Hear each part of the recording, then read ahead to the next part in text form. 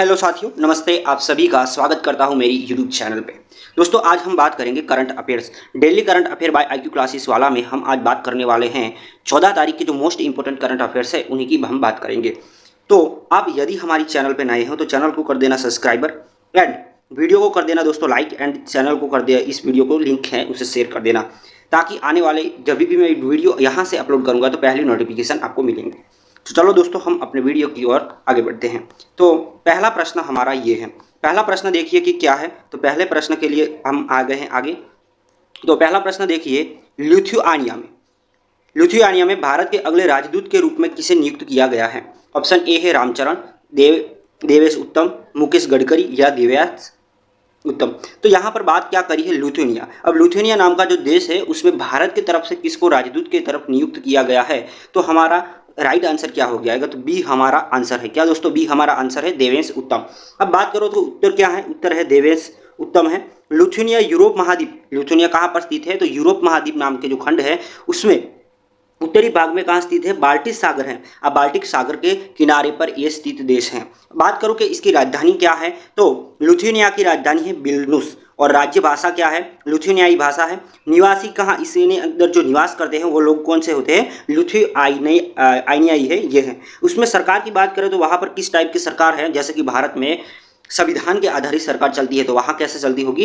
तो एकात्मक संघीय गणतंत्र के आधार पर चलती है वहाँ की सरकार। हाल के राष्ट्रपति कौन है? कि हाल ही में उनके राष्ट्रपति हैं डालिया ग्राय-बेस्काटो। और प्रधानमंत्री की बात करें अल्गिदस बुतकेयस है, इसके पीएम है। यानी कि आपको याद क्या रखना है कि ये कहाँ पर स्थित है? तो ये लिथुआनिया यूरोप महाद्वीप खंड के उत्तरी भाग में बाल्टिक सागर के किनारे स्थित है। दोस्तों, उसके बाद हमारा नेक्स्ट प्रश्न के हम आगे बढ़ते हैं। अभी हमारा नेक्स्ट क्वेश्चन है, देखो क्या है। जम्मू कश्मीर के लिए आईसीआई जो आईसीसीआई है उसमें आईसीसी है, इंडियन क्रिकेट काउंसिल है, इंटरनेशनल क्रिकेट काउंसिल में प्लेयर ऑफ द मंथ यानी कि दर मंथ पे ये प्लेयर ऑफ द क्रिकेटर की यानी कि घोषणा करते हैं। तो हाल ही में इस जून महीने का प्लेयर ऑफ द मंथ किसे नियुक्त किया गया? वनेंदु हसरंगा, पृथ्वी शॉ, विराट कोहली के फाफ डु प्लेसी। तो अभी देखो, इस मंथ का जो प्लेयर ऑफ द मंथ है उसे नियुक्त किया गया है वनेंदु हसरंगा को। ये किस टीम पे खिलाड़ी हैं? तो ये श्रीलंकाई खिलाड़ी हैं जो श्रीलंका की टीम से खेलते हैं।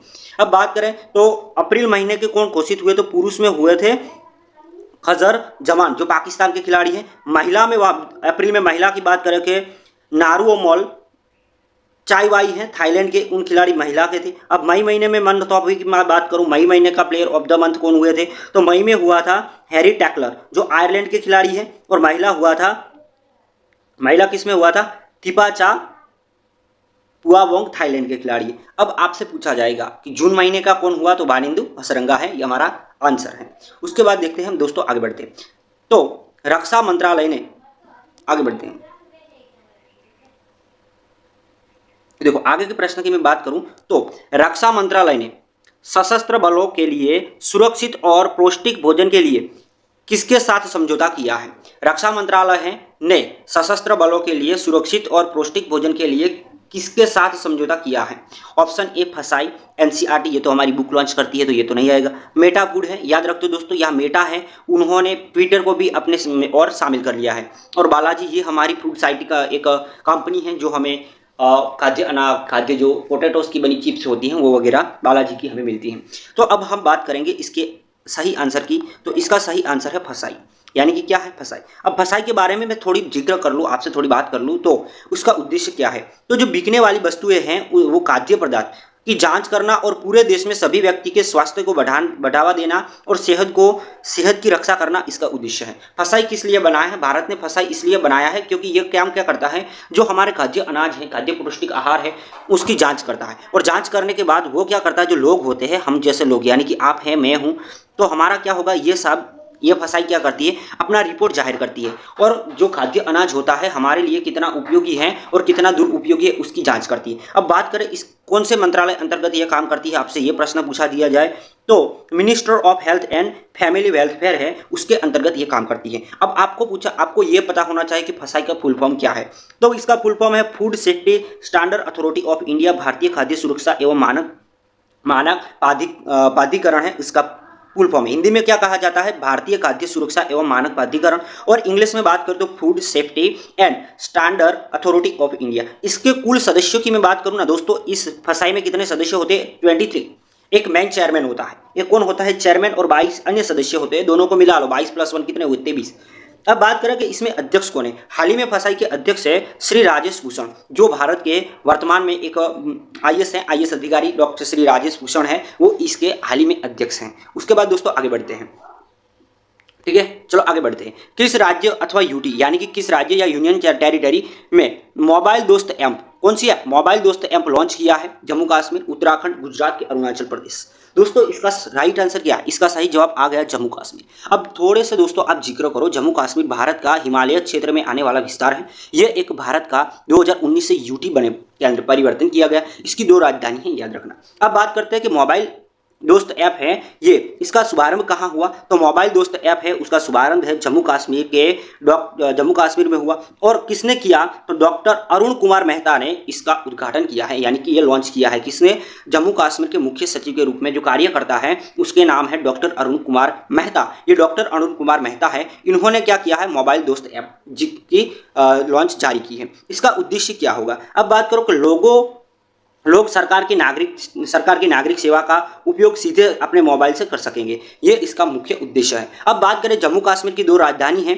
मई से अक्टूबर की जो राजधानी है वो है श्रीनगर, और नवंबर से अप्रैल तक की जो राजधानी रहती है वो जम्मू नाम के रहती है, यानी कि राजधानी कितनी है? श्रीनगर एवं जम्मू दोनों। अब इसमें कौन सी विधायिका है, आपसे पूछा प्रश्न जाए तो याद रखना कि जम्मू कश्मीर में जो विधायिका है, जम्मू और कश्मीर विधानमंडल की विधायिका काम करती है। उसके बाद हमारा 5वें नंबर का सवाल है, राष्ट्रपति द्रौपदी मुर्मू जी ने सुप्रीम कोर्ट के 2 नए न्यायाधीश की नियुक्ति की है, वो कौन है? तो आपसे प्रश्न ये पूछा जाएगा कि राष्ट्रपति द्रौपदी मुर्मू जी ने सुप्रीम कोर्ट में किन 2 नए न्यायाधीशों की नियुक्ति की है? अब बात करें जस्टिस उल्लक भैया, जस्टिस एस.वी. भट्टी, और सी ऑप्शन है जस्टिस आर.एस. भाटी, और हमारा ऑप्शन डी है ए और बी दोनों। तो यहाँ से मैं बात करूँ तो ये हमारा गलत ऑप्शन है, सी वाला गलत है। तो यानी कि कौन सा? ए और बी की जस्टिस उल्लक भाटिया और जस्टिस एस.वी. भट्टी की उन्होंने क्या किया? नियुक्त किया गया है। तो ए और बी आपका राइट आंसर हो गया, तो ऑप्शन डी हमारा सही है, ए और बी दोनों। अब बात करते हैं सुप्रीम कोर्ट के बारे में। दोस्तों थोड़ी सी सुप्रीम कोर्ट के बारे में बात बता लूँ आपको कि इसकी स्थापना कब हुई थी। तो इसकी स्थापना हुई थी 1 अक्टूबर 1937। आपसे प्रश्न ये पूछा जाए कि भारत की पहली सुप्रीम कोर्ट कौन सी थी? तो 1773 में स्थापना हुई थी कलकत्ता में। कहाँ हुई थी? कलकत्ता में भारत की क्या दोस्तों? भारत की पहली सुप्रीम कोर्ट कलकत्ता में स्थापित गई थी 1773 में। कौन से सुधारक एक्ट के अधिनियम किया था? आपके रेगुलेटिंग एक्ट 1773 आपने पढ़ा होगा संविधान में, उसमें उन्होंने जिक्र किया है। आपको अगर लक्ष्मीकांत पढ़ते हो तो लक्ष्मीकांत में दिया गया है कि कलकत्ता में पहली हमारी सुप्रीम कोर्ट की स्थापना हुई थी, और उसके जो न्यायाधीश थे वो कौन थे? तो भारत के जो प्रथम न्यायाधीश थे वो आप कमेंट में जवाब लिख दीजिएगा कि कौन थे। अब बात करूं मैं इसका अधिकार क्षेत्र, तो सुप्रीम कोर्ट का अधिकार क्षेत्र भारत में होता है। मुख्य न्यायाधीश की कार्यकाल कितना होता है? न्यायाधीश होता है उनका, मुख्य न्यायाधीश का कार्यकाल होता है 65 वर्ष की आयु एवं अनुगामी सेवानिवृत्ति तक होता है। अब उसमें सभ्यों की संख्या कितनी होती है? कुल 34 सभ्य होते हैं, 33 अन्य एवं 1 मुख्य होती है। हाल में वर्तमान में कितनी सीटें हैं? सदस्यों की संख्या 34 है। भारत के मुख्य न्यायाधीश कौन है वर्तमान में भारत के मुख्य न्यायाधीश है धनंजय यशवंत चंद्रचूड़, वो 9 अक्टूबर 2022 से सेवा में कार्यरत है। अब बात करते हैं 6ठे नंबर के क्वेश्चन की। रक्षा मंत्रालय ने भारतीय नौसेना के लिए कितने राफेल लड़ाकू विमान खरीदे हैं? अब देखो यहाँ प्रश्न क्या है, रक्षा मंत्रालय ने भारतीय नौसेना के लिए कितने राफेल लड़ाकू विमानों खरीद को मंजूरी दी है? तो आपको प्रश्न ये पूछा जाएगा, इसलिए मैं इसको आईएमपी लिख देता हूँ, यहाँ पर आईएमपी लिख देता हूँ, क्योंकि यह प्रश्न हमारे लिए इंपॉर्टेंट होता है। ऐसे प्रश्न कई बार एग्जाम में सीधे सीधे पूछ लिए जाते हैं। अब देखो तो यहाँ 26, 27, 28 के 43, तो यहाँ पर राइट आंसर हो जाएगी 26। ए हमारा राइट आंसर है, तो ए को हम लगाएंगे लॉक। अब देखिए, अब आपको ये बता दूं कि राफेल लड़ाकू विमानों का अर्थ क्या होता है? हवा का झोंका। क्या होता है? हवा का झोंका। अगर मैं रक्षा मंत्रालय की बात करूं तो भारत के रक्षा मंत्री कौन है? हाल ही के वर्तमान में रक्षा मंत्री है राजनाथ सिंह। रक्षा विभाग को एकीकृत रक्षा स्टाफ और 3 सेनाओं का विभिन्न अंतर से सेवा संगठनों की जिम्मेदारियां हैं, उसका वहन करती है यह रक्षा मंत्रालय। रक्षा बजट है, स्थापना कार्य, रक्षा नीति, संसद से जुड़े मुद्दे, बाहरी देशों के साथ रक्षा सहयोग तथा समस्त क्रियाकलापों हैं उसका समन्वय इसी विभाग में दायित्व में आते हैं। तो ये रक्षा मंत्रालय क्या करती है? भारत की जो आर्मी, नेवी और तीनों पंख कहते हैं भारत के, आर्मी, नेवी एवं एयरफोर्स, ये कहाँ पर आते हैं? रक्षा मंत्रालय के अंदर आते हैं। भारत के ये तीनों दल हैं, आर्मी, नेवी एवं वायुसेना, इसका नेतृत्व राष्ट्रपति करते हैं। ठीक है, अब आगे बढ़ते हैं नेक्स्ट प्रश्न की ओर। पैरा एथलेटिक विश्व चैंपियनशिप 2023 में किस भारतीय ने रजत पदक जीता है? निषाद कुमार, अनु शर्मा, स्मृति मंधाना, अखिराज कुकरेजा। तो इसका राइट आंसर क्या हो जाएगा दोस्तों? ये हमारा राइट आंसर है निषाद कुमार। पैरा एथलेटिक विश्व चैंपियनशिप 2023 में किस भारतीय ने रजत पदक से सम्मानित किया गया है? ये है निषाद कुमार। अब बात करते हैं कि 2023 में जो खेली गई पैरा एथलेटिक चैंपियनशिप है उसके बारे में। 2023 की पैरा एथलेटिक चैंपियनशिप अंतर्राष्ट्रीय पैरा ओलंपिक समिति के विश्व पैरा एथलेटिक्स की उप समिति द्वारा आयोजित की गई है। अब इसकी मैं बात करूंगा कहाँ पर, इसका मेजबान कौन है? तो पेरिस है। देश कौन सा? फ्रांस में। संस्करण कौन सा? 10वां संस्करण की ये खेली गई है। अब बात करते हैं कि इसमें कब खेली गई, तो 8 जुलाई से लेकर 17 जुलाई 2023 तक ये खेली जाएगी। मुख्य स्थल कौन सा हो? चार्लेटी स्टेडियम है। यह आयोजन 10वां संस्करण है।